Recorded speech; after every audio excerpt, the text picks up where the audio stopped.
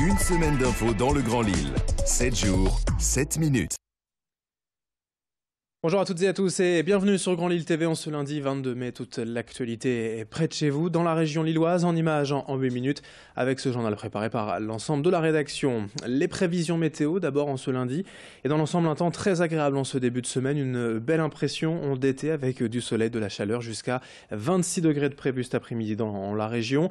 La journée sera belle et la tendance devrait se maintenir ainsi cette semaine, avec du soleil et de belles températures annoncées pour les prochains jours dans la région. Toujours aussi agréable ces températures, on parle de 30 degrés même pour la fin de semaine. On n'en est pas encore là. On en reparle bien sûr de ces prévisions météo après le journal. La première image dans l'actualité, c'est d'abord cette belle procession de cyclistes hier à travers la région. Près de 6500 amateurs lancés pour 158 km sur les routes vers la côte d'Opale entre Lille et Ardelot. Cette randonnée est désormais une classique pour les cyclotouristes de la région et bénéficie d'un bel engouement populaire avec en prime la superbe météo hier dans la région. Les participants ont profité du parcours pour rallier la mer à la force des jambes. Mais ici, et c'est primordial dans l'esprit, pas de course, pas de classement, peu importe le temps à l'arrivée, l'objectif est de se faire plaisir. Les premiers arrivés ont pu rejoindre Ardelot pour déjeuner à midi, les derniers c'était en soirée. Peu importe, chacun son rythme, l'important est de participer et de finir pour profiter d'une bonne bière face à la Manche. Témoignage de cyclo hier sur le bord de la route. D'équipe sur toute la durée de la randonnée. Au niveau de l'organisation, il n'y a rien à dire également, c'est vraiment bien organisé. Et on a eu de beau temps aujourd'hui et on a pu faire les 160 km tranquilles, c'était bien quoi. On a passé un bon moment et ça sera à refaire l'année prochaine. C'est un défi, puis après Lille, Ardelot, c'est comme ils le disent à la radio, c'est l'île, c'est la mer, c'est une aventure, c'est un défi quand même. Après entre Lille, c'est sûr que les derniers kilomètres, quand on arrive à mi-chemin, c'est les côtes qui arrivent, il faut regarder sous la pédale, quoi. Toujours pareil. Il ne faut pas vouloir suivre les trop forts, il faut regarder sous la pédale et il faut arriver frais à la fin comme nous aujourd'hui, quoi. Maintenant on peut boire un coup. En image, on revient également sur la toute première visite d'un membre du nouveau gouvernement dans la région.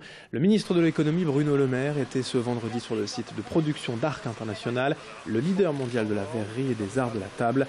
Mais après d'importantes difficultés financières ces dernières années et un vaste plan de licenciement évité de peu pour les salariés, près de 100 millions d'euros ont été investis dans l'entreprise, permettant le redressement du site audomarois.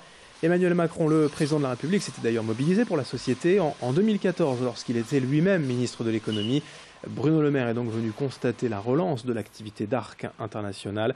Rencontrant les salariés et les dirigeants, je vous propose de l'écouter. Le ministre de l'économie est sur Grand Lille TV. Si je suis venu à Arc ce matin, c'est surtout parce que nous avons pu trouver cette nuit un accord de financement qui redonne des perspectives à l'entreprise.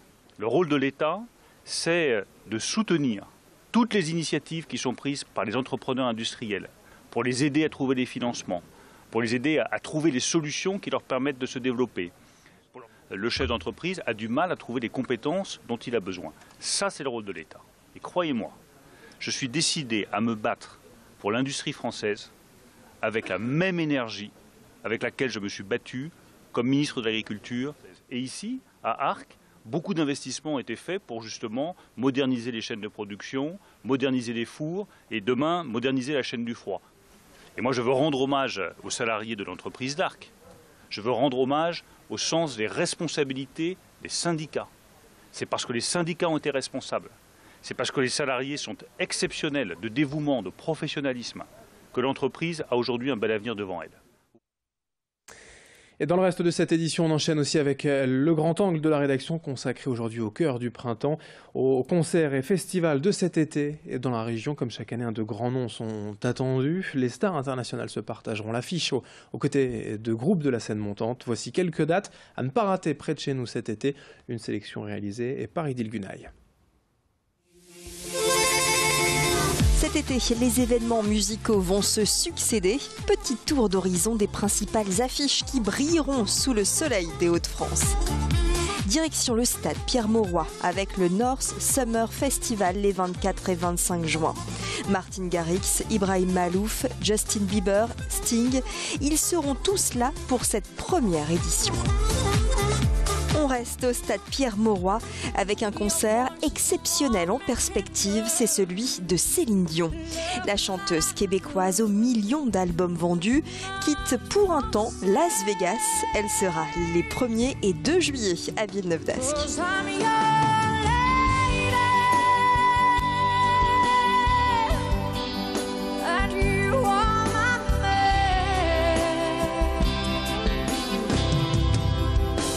Toujours au stade Pierre-Mauroy, grand concert de l'Orchestre national de Lille qui interprétera le Requiem de Verdi. Sur scène, 300 musiciens et choristes. Rendez-vous le 12 juillet. Le Main Square Festival investira la citadelle d'Arras le 30 juin et les 1er et 2 juillet. À l'affiche, Major Lazer ou encore Radiohead, sans oublier la révélation de cette année 2017, Rag & Bone Man.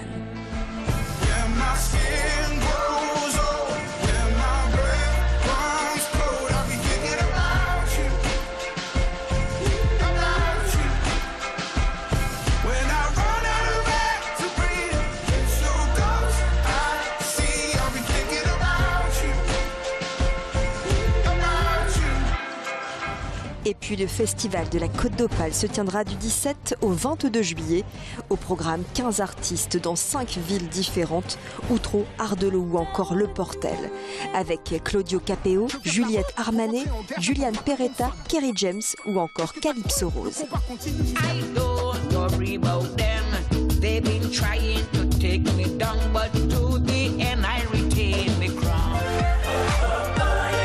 Cet été, assurément, ça va danser dans les Hauts-de-France.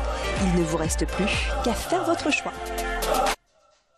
Merci Idil Gunay pour cette sélection. On a hâte bien sûr d'en profiter cet été dans la région. Ici, d'abord en ce lundi, on profitera d'un avant-goût d'été. Je vous le disais, les prévisions météo pour conclure ce journal. Rapidement, du soleil, du ciel bleu, de la chaleur jusqu'à 26 degrés de prévu aujourd'hui. Merci de nous avoir suivis. D'autres infos bien sûr à suivre tout à l'heure. L'info continue sur Grand Lille TV.